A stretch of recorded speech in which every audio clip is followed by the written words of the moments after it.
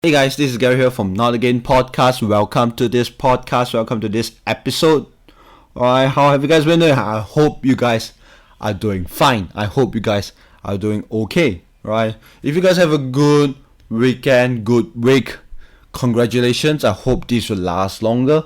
For those who are not having a good week, just plow it through. It'll be just another day. One more day, things will get better. One more day, things will get better. Alright, I had an okay week.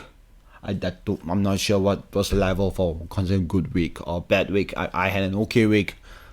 It's a little bit sad because there's this Facebook thing called On This Day, and I got reminded that 3 years ago, one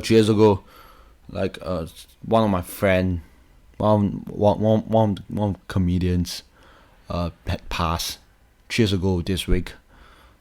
It's really sad. His name is Vernon Lewis. Rest in peace. I remember like having him around. Like he was the first few guys that I talked to when I first started out doing stand-up comedy in 2010. Right. When I first started out doing an open mic, I took a 2 years break in between, and I came back. Right. He was the first few guys I talked to. He's kind. He's gentle. He's polite. We discuss jokes, we fun chatting with each other. He's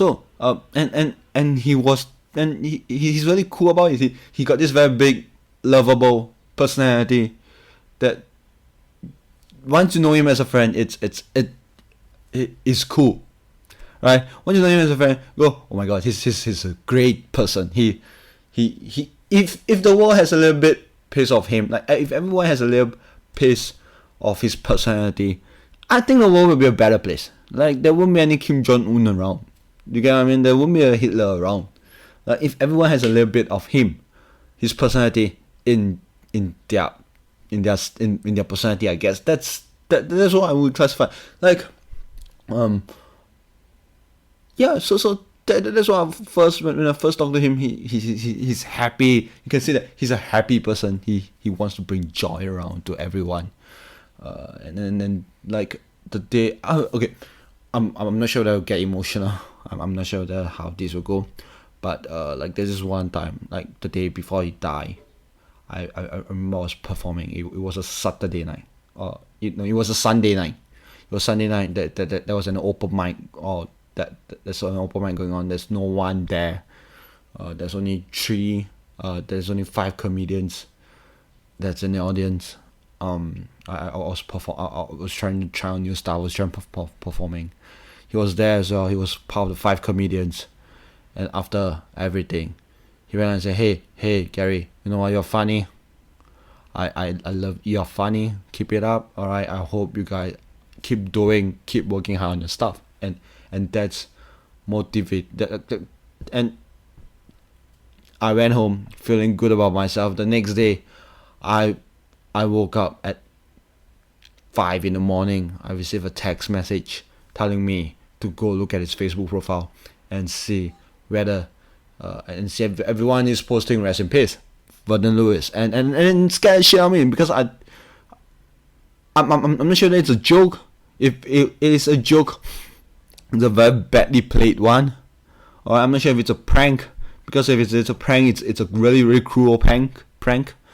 Alright, but if it's a and that's when I realized it's not okay. It's not like he really had passed, right? And he was at a very young age. He was around 30-ish, late 30s, like mid 30s, and that's scary. That's because he has been fit for all his life, right? He was going through a fast, and now he had passed away, which scares the shit out of me, right? Not because he's a kind person, he is a good person, right?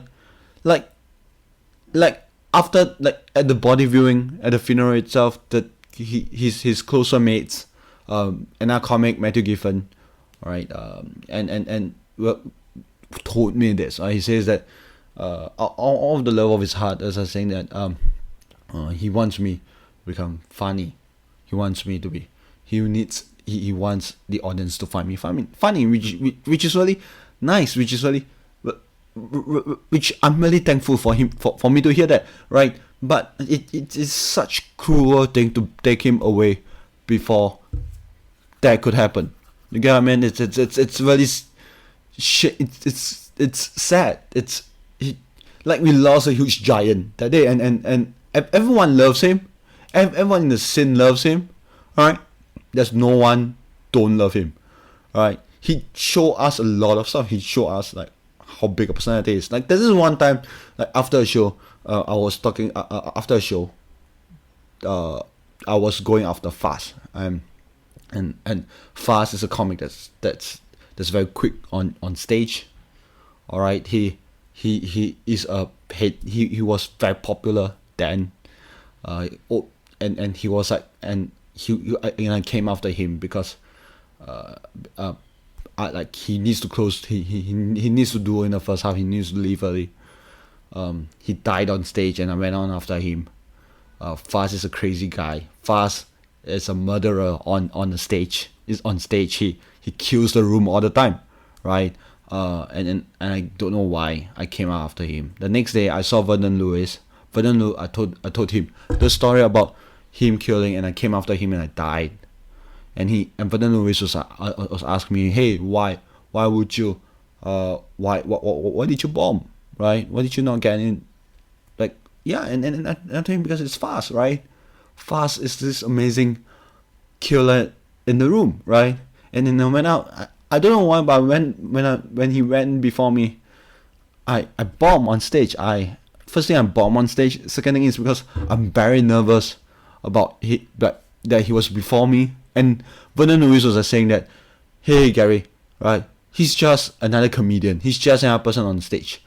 And if he dies or if he kills the room, it's you have to do it, right? You're the guy on stage, and I'm surprised it says that, because it's really amazing to hear someone to tell me that, right? I know it makes me think a little bit more about how I want to hold my craft, right? It makes me think a little bit more about how, like, it sticks to me, right? For some of you might not get this, but it sticks to me, and it's a bit scary, and I don't, it sticks to me like it's an advice that I really hold on to a lot of times, right? Where I bomb on stage, where there's this another comic who's in front of me, just before me, bombed on or killed on stage, which whom I respect a lot, and it works for me, right? It works for me, like it helped me through a lot of stuff. All right, but I don't know. It feels really sad to hear him go, even after 3 years now. Everyone loves him. Everyone is dealing with his death in their own way. Fast is Fast. Everyone is either posting up their posts or like remembering him, talking some like everyone deal with it with their own way. I try to do it. I try to deal with it. Although I didn't manage to interact with him a lot, but his style of his personality has affected me a lot, right? That's all I'm trying to say. Like his personality has been. I'm not close with him like some, like how I'm close with a couple of friends, like a very very close friend. Alright, but his personality has affected me. Like his personality has affected me a lot on how I should feel things, on how as a person I should try to be nice to other people, right? That's what I think. All I'm trying to say is he makes me a better person. He makes me a nicer person, and if anyone has got touched by him, it has become like a way better person. He's a big person, and his personality is like, he's cool. He's a super cool dude.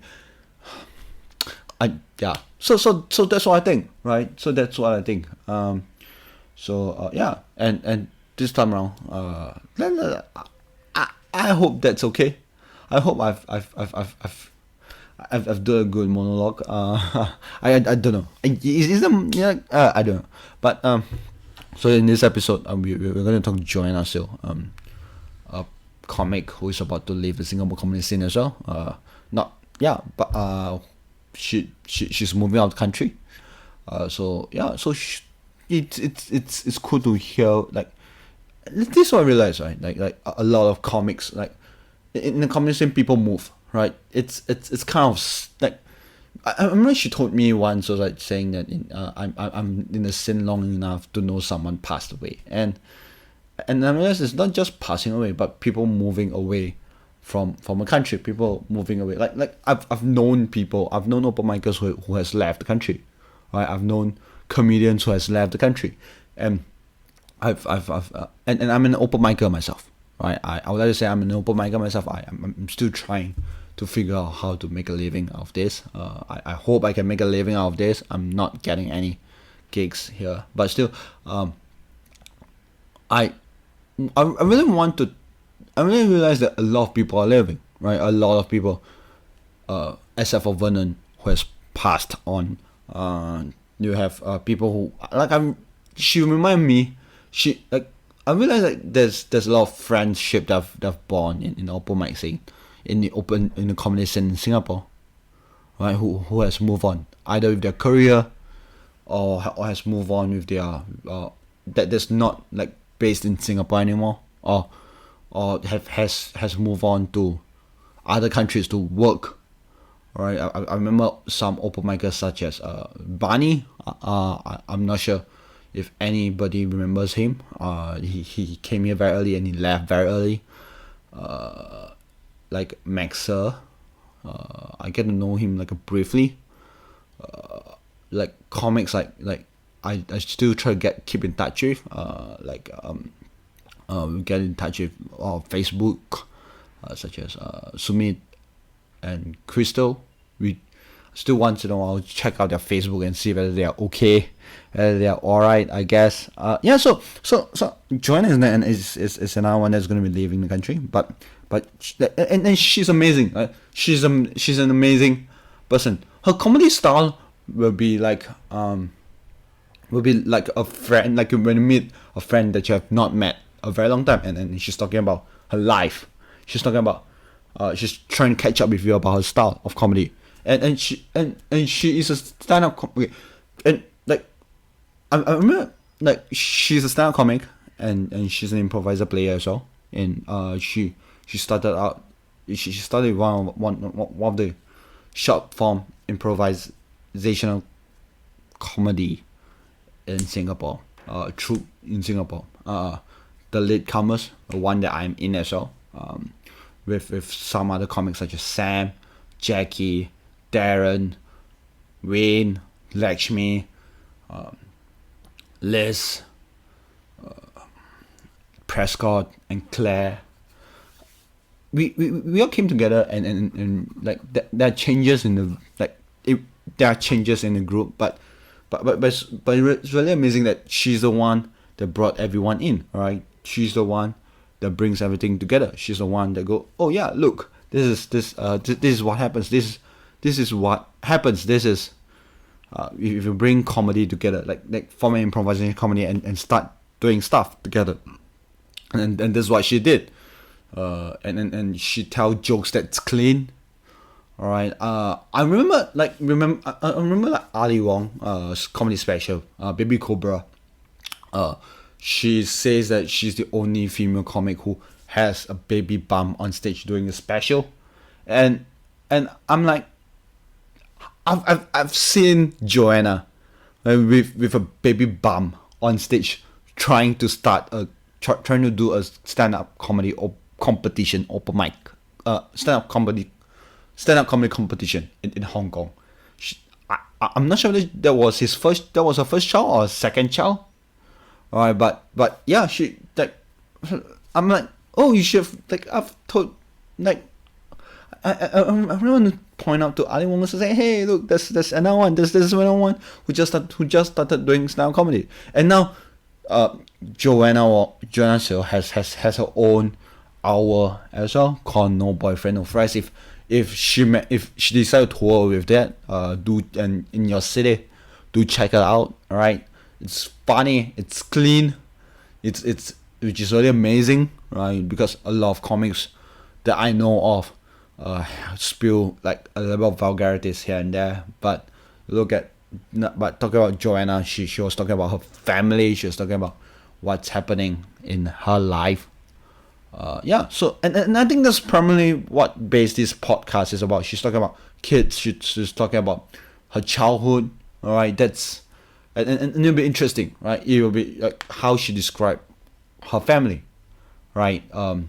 So this is what the whole podcast is about, and this is what Joanna, that when we talk about her, when we have a chat with her, all right, we talk about, yeah. So oh yeah, a little bit thing, all right. For those who wants to find out what talk like she being the founder of the latecomers and talking about latecomers, I would like to tell you that maybe you guys might want to know, all right. We have officials that's coming up under the latecomers banner. All right, first thing first is it's 12th of May in Blue Jazz Cafe, Singapore. For those who want to find out more, you can go to the Comedy Club Asia to find out, or you can go to the Facebook page of the latecomers. Right, you can go to the Facebook page of the latecomers, then go and check out. Right, and there's another one that's coming out in the Esplanade NX Studio. Right, at 21st of May as well. Details will be in the Facebook page of the latecomers. Do check us out. All right, and check us out. All right, check out Joanna Sio's page as well. JoannaSio.com. This conversation in Not a Game podcast with Gary Tan featuring Joanna Sio. Enjoy.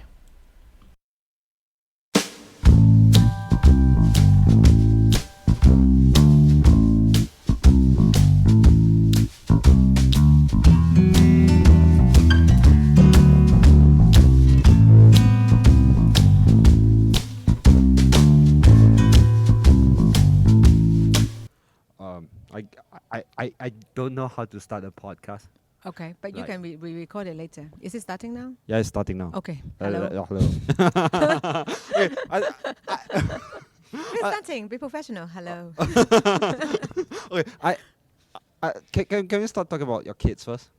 Do you want me to talk about my kids? You can if you want, because it seems like your comedy standpoint is there's a lot of your kids involved in your. Yeah. Well, know, you jokes. talk about what you know, right? And what is in your life at the moment. Like kids play a very big role in my life at the moment because they are the people who are destroying my life at the moment. So I need to talk about them and my husband. They all destroy my life. So that's why they feature so prominently in my stand-up set. Yeah. Okay.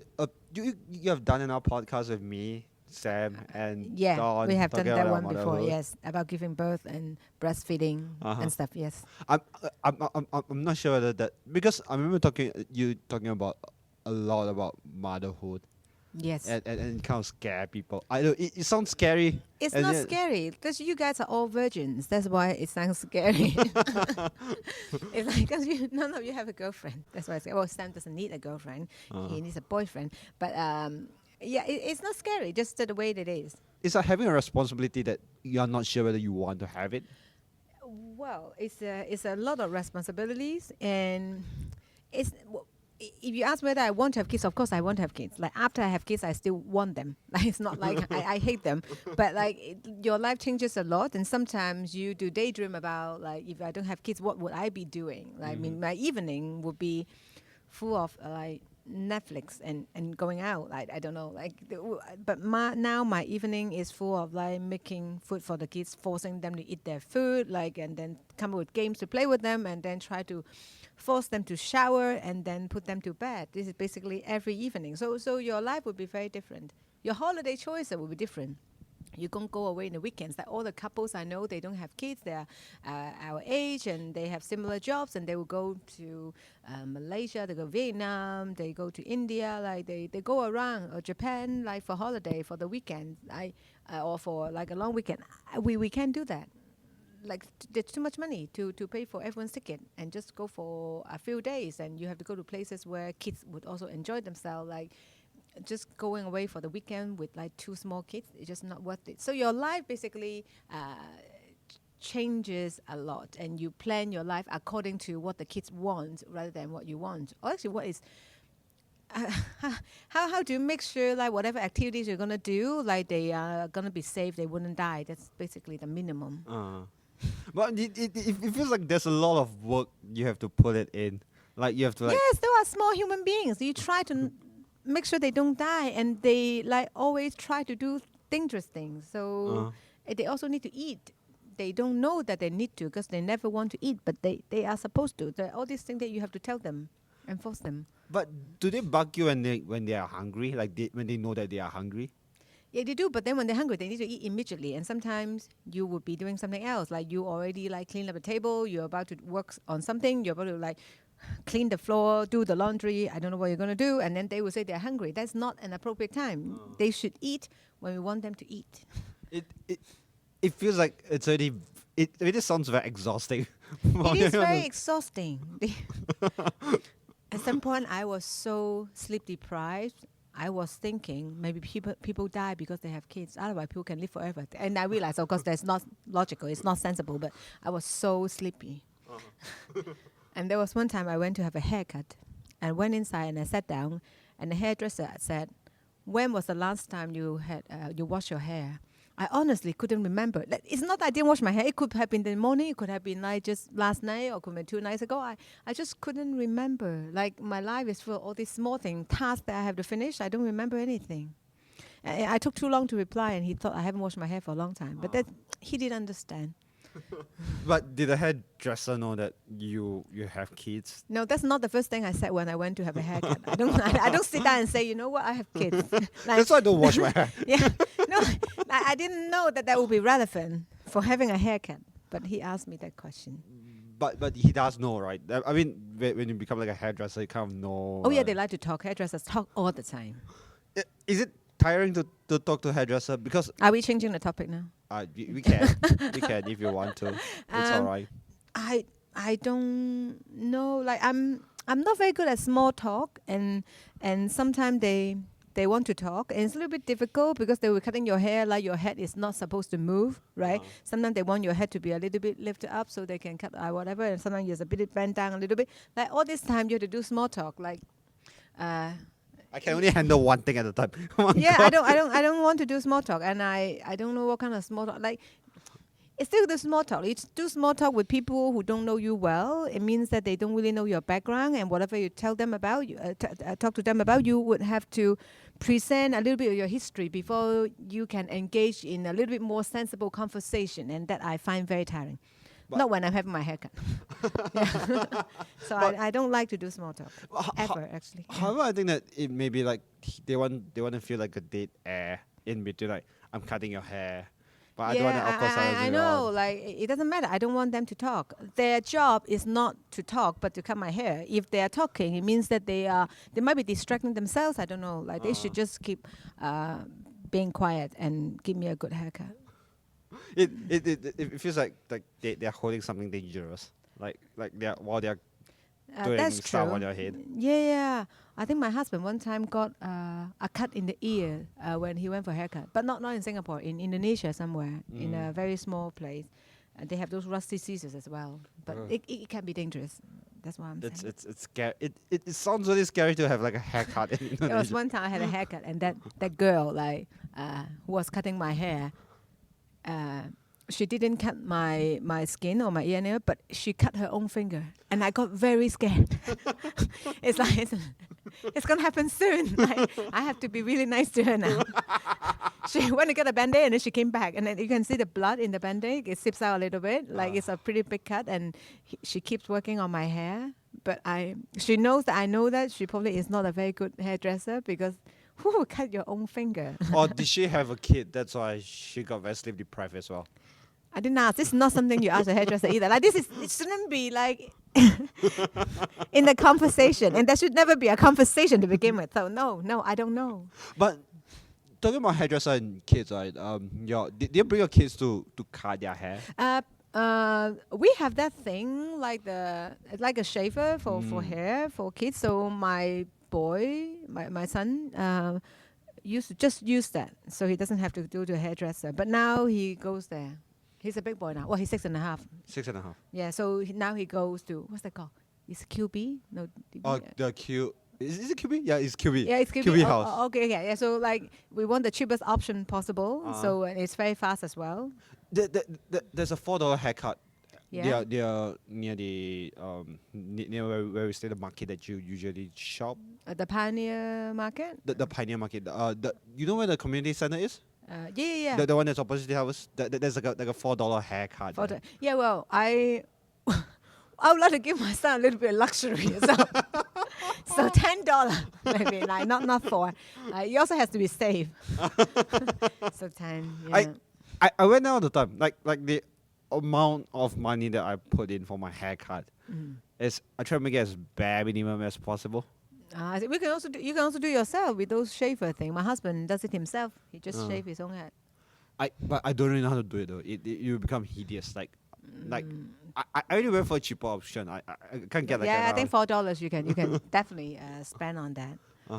But talking about your kids, because you talk about like getting them to a local school and getting them to like a International school, yeah. Is it like when your child when your child first go to school? Can I ask a question for who will be the audience of this I podcast? don't You're talking know. about like very local information, right? Yeah. Someone else, right? They're not gonna know what you're talking about. I don't know. I mean, I did like a little bit like ow. Now it's just like chatting. Like Yeah, it's not it's gonna like be. it's gonna it's not gonna be. This is what I realized from the last like hashtag your job sucks. Sam is complaining as well. I saying that sometimes you have to go back to the job, to the main theme of the job, which is kind of scary. The main theme of the Like job. like motherhood, right? Oh yeah. Yeah, you have to go back to like being a mother, and like, sometimes you can divert a little bit. No, I feel like I have forgotten a little bit about being a mother. You mean the episode or like being a mother? Now, like but because the kids are a little bigger now, they are 6 and almost 4. So like you have your life back a little bit more. When they were like 2.5 and the girl, my girl was just like a few months old, and that was really difficult. Like that's a horrible time. Like you sleep every 2 hours, you wake up and feed the baby. Like now it's much better. I think about myself a lot more nowadays. Like I'm getting new clothes. Like like I'm thinking, oh, what do I really want? Like, I think about it a little bit more. Still not like completely like before I have kids. I'm the only person I care about. Like, but now I'm slowly getting there.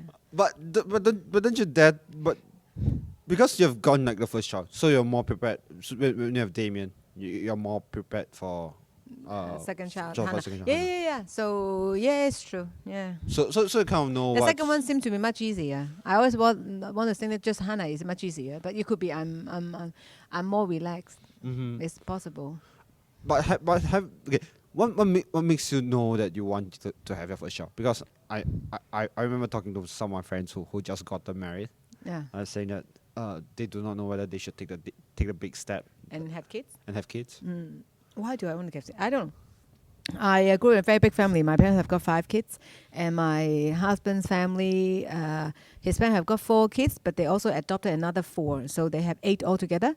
So like we are from really big family. So we have always thought that we would like to have kids. It's just how many. I think we actually want to have 3, but like having 2 is already too tiring. I don't think we can do it. But don't you people fight like in a big family? Of course they fight. What's your point? Because okay, look, my dad comes from a very big family, right? There's like I think the parents don't give you so much attention when there are too many siblings. do they like show favoritism, or do they like? Of course they do. Or they just don't care anymore. I think they do. Like I would have only one brother. My grandpa only likes my brother, so he has got. We never had any toys. We don't have toys. I don't remember having any toys. So I used to play with like the clothing packs. Then I play with them like Lego. So you just kind of build different things with the packs. Very few. It's not none. My grandma sometimes would buy me those very cheap toys on the street, like someone is selling it. But never actually any real toys. My brother would have toys because he's the son. So my grandpa would buy him toys. At that point, like He was born in 84. So when he was small, then you have the Nintendo game, the handheld one, and you have those tape that you can buy. And he had lots of those. And we used to have to take turn, like when he doesn't play, and then we could ask him whether we could take it, and we would take turn. Like if you lose, then it will be there was someone else's turn and stuff. Like we used to do that. Yeah, it was horrible. Yeah. But he's all right every time, right? I guess. Does he grow up okay as a human being? As in, Yes, he's all right to share with those games for you most of the time. He is fine, but I remember one time I got really angry with him because he always get everything, and he also like very annoying. I remember one time I've decided I would beat him up. I'm just so angry. And we were about to have lunch or something, and on Saturday or Sunday I was at home. I just took him to the room. I know that I can't beat him up. My grandpa will be yelling at me, so it would stop me before I could actually beat him up. So I locked the door. And I locked him in the room, and I started beating him. But I just spanking his ass, really. He was how old? I was 7, maybe? I was maybe 18. No. Actually, no. I am 8 years. So I was 15, 16. I was spanking us. I was just, you're so annoying. You're so annoying. And then, and then I also like, I didn't try to punch him. I wouldn't punch him, but then I just do this, like show him the fist or something. My 15 years old fist, and then I somehow make a mistake. I think I hit his tooth from the bottom. I don't know. I just know that his teeth were bleeding a little bit, and I got bite on my, or maybe he bit me. I don't remember. I was bleeding, and I was thinking, oh my god. I wasn't thinking about my bleeding, but his teeth were also bleeding. So I was thinking, oh my god, I'm gonna get like spanked now. Like they'll be like yelling at me really loud. So at some point when I'm done, I calm down. I'm just so angry. I just don't care. I opened the door at the end when I have calmed down myself. I thought they're gonna yell at me, but they didn't. And I was thinking that was because they're worried that I'm going to do it again. Because I clearly have lost my mind and it's not emotionally stable. So they have decided for the safety of the whole household, they shouldn't make it a big deal so I could calm down. So no consequences. No one yelled at me. I was so surprised. I didn't do it again. But did you like know the reason? But do you still remember the reason why? I was just very angry. I don't know why. Either he was like not sharing his toy with other siblings, or he was just, I don't remember at all. I just remember I was just so angry. Like he was not supposed to behave like this. I was, well, because I'm the eldest. I was like, no, I need to do something. Like my grandpa would never do anything. Like he just boils him rotten. And my dad and my mom would never say anything against my grandpa. So basically nothing would be done. So I thought it's up to me now. So I think your parents do know that you maybe you did the right thing, that they should. Oh, I didn't care. I don't know. Maybe. Well, it was supposed to yell at him, but maybe not to the point that should punch his teeth. So, yeah. It was an accident. Spanking him is okay. But is he alright with you now? Is he like angry? He didn't hold a grudge against you, right? I don't No, just one time. Like, no, why would that be a problem? No, there's no problem. But I'm always very like he's very tall. He's about 6'3", and I think when I was 18, he was already way taller than me. But I have always made it clear that I would not hesitate if I have to punch him. I would take him on if any time. So, but I think he learns his lesson. Like he's like, okay, maybe my elder sister is she's crazy and she's very aggressive. Yes, I would beat him. I would do anything. I would bite him. I would just do anything. I like he doesn't want to piss me off. So it has been established very firmly. Wait, what happens if you got in a fight and he just call you over? Do you like get along and fight? Like get in a fight as well? Like he is beating up someone, Yeah. and he needs help. Yeah. No, I just call the police. Why? Like really? No, he will never get into a fight. He's very soft spoken. I don't know. He's very tall, very big. Like I don't think he ever gets angry. Like he's not the angry type. So he's like a nice guy. Yeah, he's very soft. He never gets angry. I don't know whether it is because he has got 4 sisters, and that affects your personality. You've got 2, maybe. And he has got 4. Just imagine, double. The trauma, that's how it would be like. But there's no, but I suppose he did he like blow his top once at all? Like he gets really, really pissed and really angry.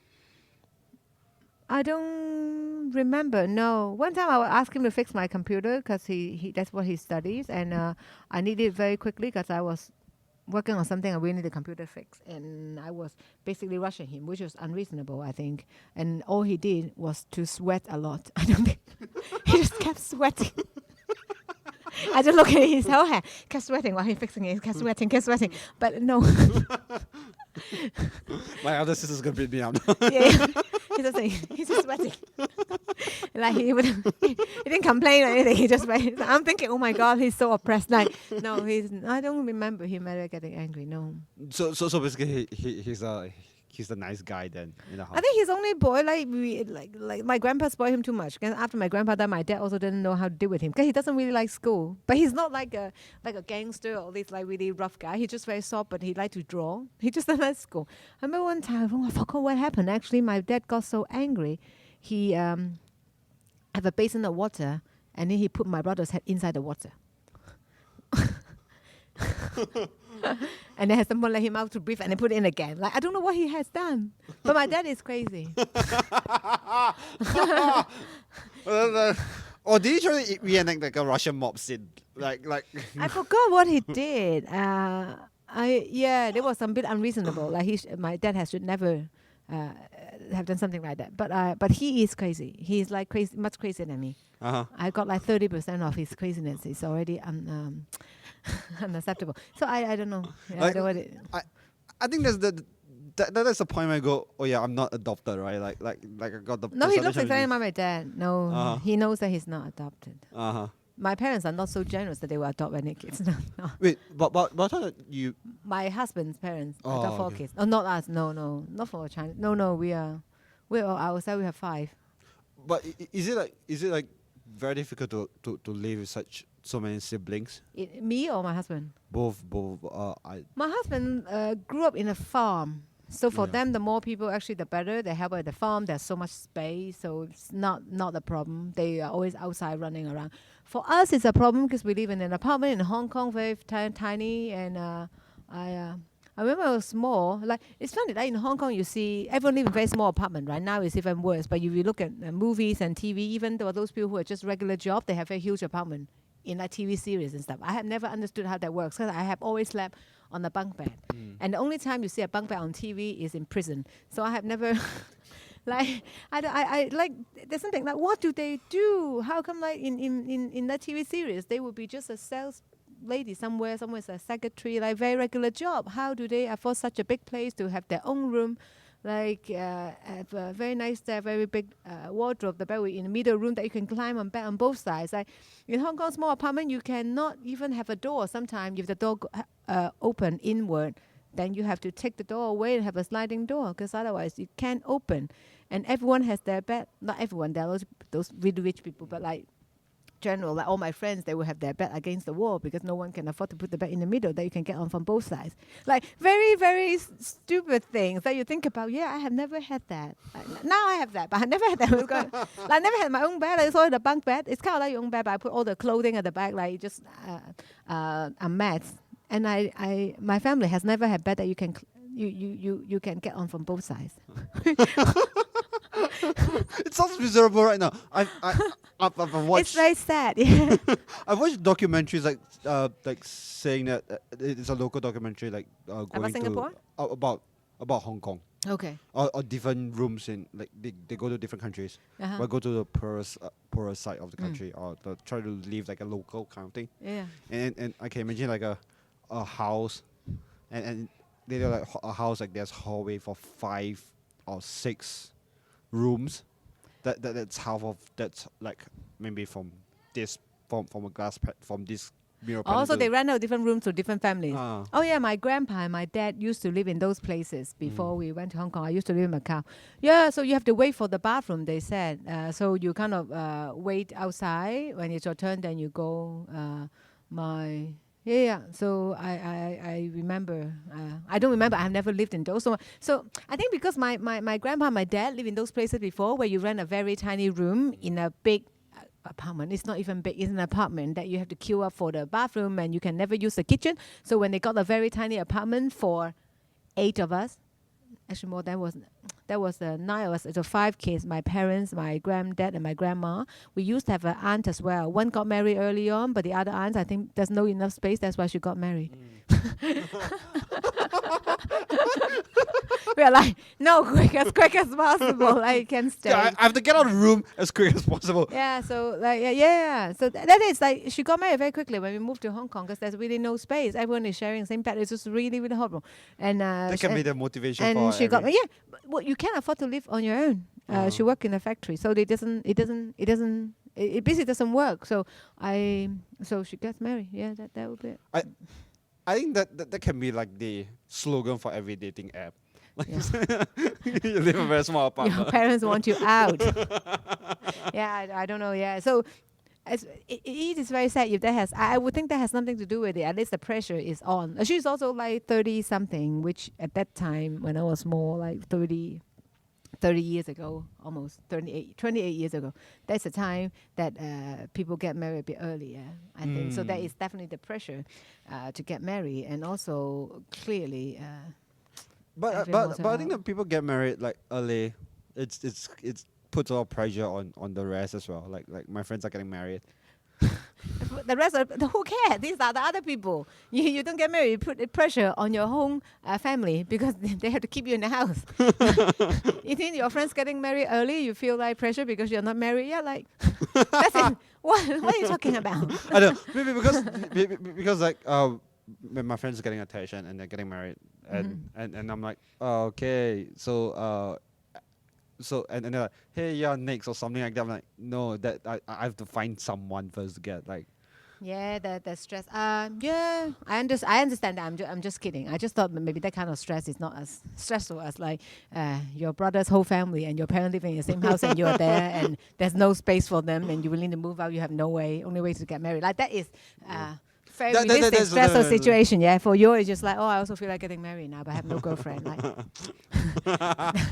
that to me, like, really your own problem. Like, but I can see, like, I remember I was single. I was also very not nervous, but you always feel like, oh yeah, when I'm gonna find someone. That's something that you think about all the time. That's true. I think it's kind of scary.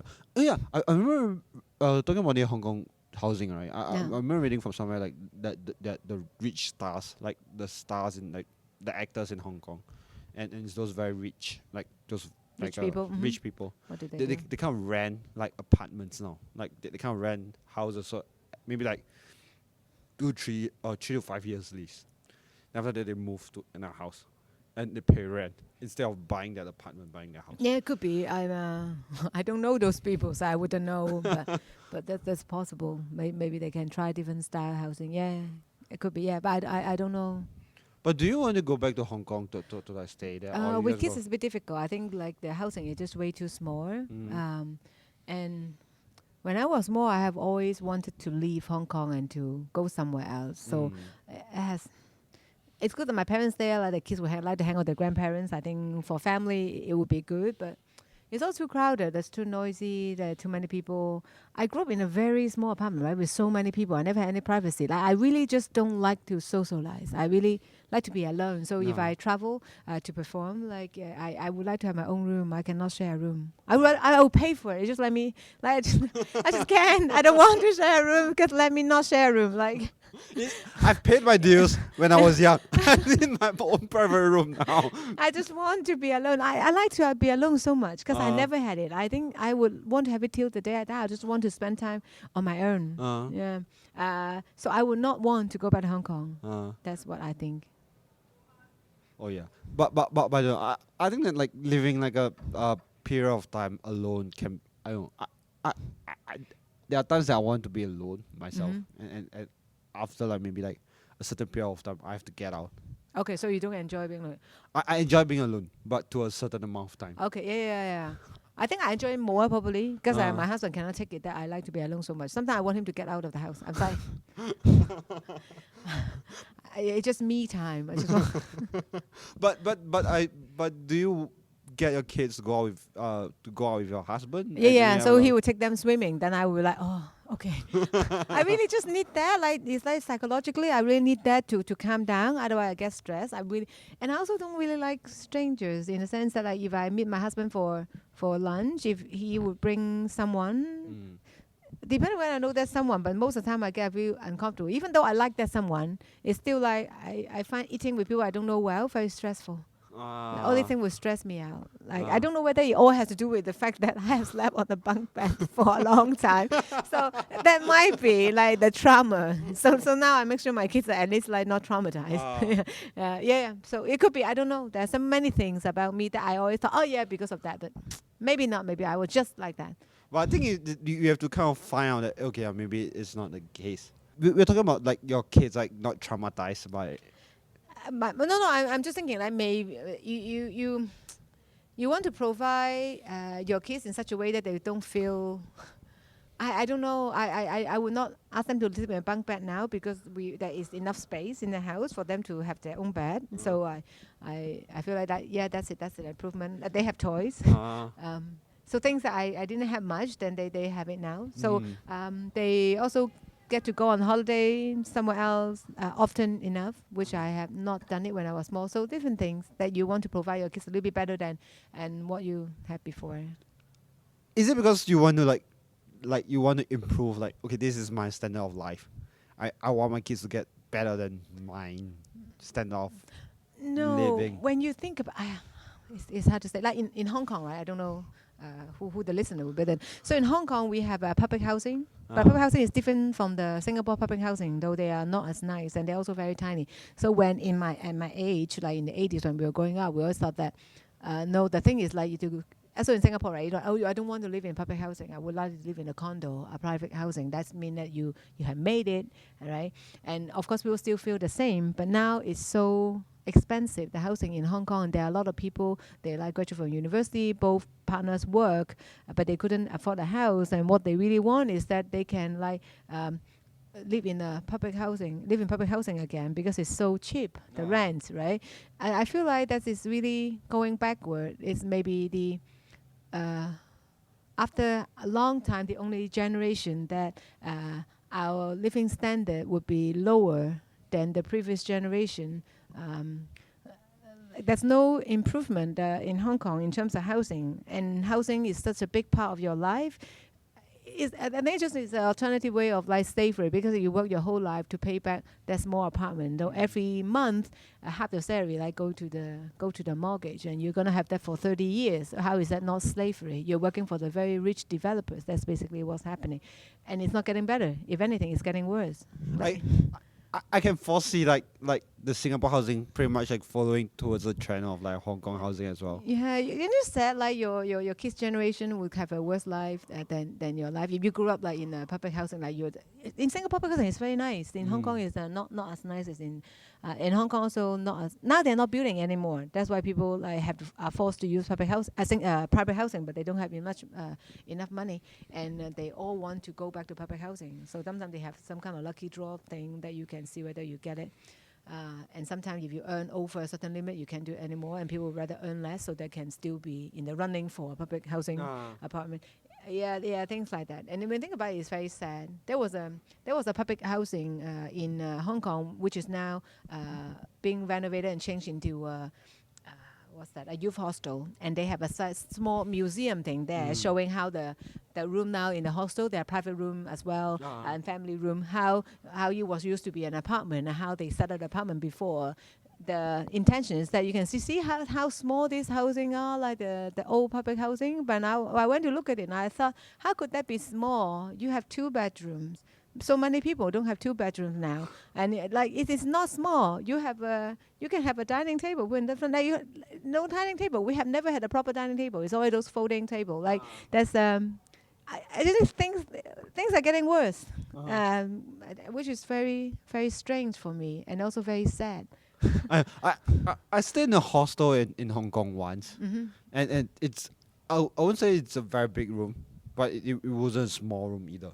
It's a queen size bed. I mean that room used to be apartment for people. Yeah, so yeah, there's yeah. a public housing. So I think when people from elsewhere they come to see the room, so hotel room that we have used to be like for the whole family. Like how small is that? It's amazing that people stay in such small places. But if you actually take a measurement of those places and compare with the private housing that you can actually buy in Hong Kong now for millions of dollars, it's not smaller. It could very likely to be bigger, and that is very sad. That's all. It sounds like the room is getting like it's crazy. I'm now. I've thought of like moving to Hong Kong as well. You want to move to Hong Kong? You have like destroyed the whole idea of moving to Hong Kong. What do you do? Like it's a fun experience to live in a different place, but I went to Hong Kong like for holiday and I you realized really that like it. I really do like it. It's like the weather is cool there, It's and not winter. yeah, and it's not as warm there. It's not as I dry, think the food is humid. better. I always miss the food. Wait, I've tried the snake soup there. Yeah, is Like it like good? it's Is it really good. It's good for winter. Snake soup, I think. I think so. Is it good for winter? Yeah. You when autumn, winter, then you eat snake. I remember bringing like 3, 4. I went there all the time. Like they have this one very good at the Causeway at the new Hong Kong place, like the new Hong Kong Island. The new Hong Kong Island, is it That just the Hong Kong Island? I think it's the Hong Kong Island. Okay, it's not new. It's been there forever. But Hong Kong Island. Yeah, yes, the Hong Kong Island. Instead of the Kowloon, like the other yeah, side you of have the Kowloon, you yeah. have new territories, and Yeah, you have yeah. Hong Kong Island. Yeah, Hong Kong yeah. Island. Yeah. But there are many places that you can have that. So I wouldn't believe that whatever you have will be the best one, but it could be a very good one. Yeah, it's a pretty good one. I think Yeah. my Hong Kong friends are recommending me to it. Mm-hmm. After I've tried that, Right. and I've got I remember going to the hostel, and I get 3 or 4 of them to go with me Yeah. after climbing the You Victoria. don't have it here in Singapore. You cannot have snake. I think you can, but you have to find. Okay. I heard like someone told me like you cannot have pig blood here anymore. In Hong Kong, you can still have it. I'm not sure. That they have been banned like long time ago or something. I don't know. I always thought that it's just somewhere out there. If I really want to eat it, I would be able to find it. But apparently not. Someone told me, but I don't know whether it's reliable. But what's the pig blood?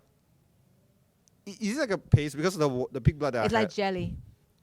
Oh, it's like jelly. Yeah. But it's not really pig blood, right? Huh? Is It's just blood. It's just blood. Yeah. And Because they become a jelly-like thing if you leave it for a while, and then you can cut it and put it in congee or mix with vegetable, make a stew. I don't know. You can do the same. Any blood, chicken, duck. I don't know. But do you like eat it? Because I've never tried that before. It's very nice. It's really nice. Yeah. The one that I had is in Taiwan. They call it pig blood, but it's not really blood though. You It's say like a- pig red. That's how you don't use the word blood in it. Chu hong is how we call it in Cantonese. Yeah, but basically it's just blood. Yeah.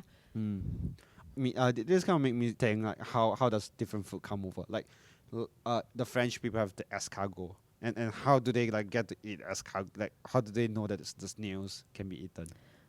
Oh, then I don't know. We also eat snails. So I can imagine it tastes really nice. How come people? I don't know. People are hungry. They see it. You know what? Fuck it. Just eat it, and you'll become a delicacy. Something like that. That I don't know. You can probably find it. If you Google it, you'll be able to find it. I don't know. Personally, I have no idea what the history is. I also don't care. But I think snails taste good. Yeah. Why? What would you I find it tastes a little bit like mushroom. It's like mushroom tastes like meat, right? But not just any meat. And I think it absorbs the fragrance of the sauce really well. So for snails, it's kind of like that. We have something like a tin law, which is kind of snails that the way you eat it. So I find it you have to bite off the bottom bit of the snails, and then you have to suck the top. So the whole thing came out. That's how you eat it. And then you together with the sauce and everything. It used to be my favorite food. I think I would still really like to eat it, but I don't think anyone make it anymore. It's very difficult to order. Only in like Nian Autumn Festival, and then you can have it in Hong Kong. When I was small. The only thing I could think of that's closest to that is do you know this thing? I don't know why it grows. Like you need shellfish, like clam. You have that. Isn't it similar? Shrimp. Isn't it similar? You have a shell. You have meat inside. You don't want the shell. You eat the meat. But when you see the meat itself, it's not as scary though. You see like a physical meat. But when I see like a snail or a slug, you look at that piece of thing It's that's scary to think. It's very tiny. But still, it's very slimy though. That's true. I think the idea of like eating, putting that thing that that's moving. But it's that when you eat it, it's no longer alive. But still the idea of like that when you bite it, you can kind of like feel it like it's slimy Yeah, you enough. don't like the texture. That's fine. I like texture. I like anything that. That's weird. Like I don't know whether I like anything that tastes like mushroom. Maybe I should just eat mushroom. Yeah. But kind of like mushroom though. Mushroom is nice. Mushroom is nice. I And like it's very easy mushroom. to cook with.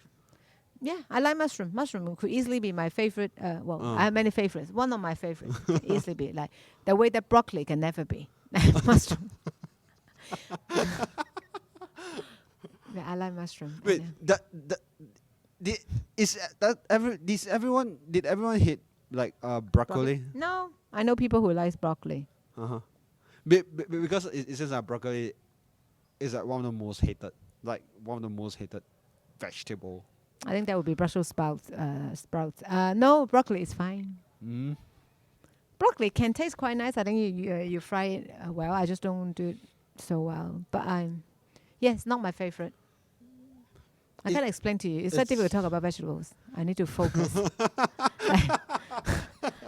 I think we've covered a array of topics. Yes, we do. From kids to dating to Hong Kong housing to snails and then to broccoli. Yeah, that's a range of topics. Yeah. Okay. I think we should wrap this up. I guess. Okay. I should say thank you. Yeah, you're welcome. Has been more enjoyable than I would think. How bad do you think that the whole podcast? I wasn't thinking it was your bad. I'm just thinking like, what we talk about. Yeah, we'll see. Like, I think just that. It has worked out just fine. I think I have enjoyed it. I've imagined like the whole episode is like I don't want to set like an expectation that for others to meet.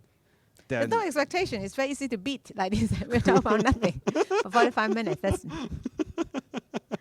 all right. Thank you so much. Thank you. Gary. Thank you for doing this. Yeah. All right.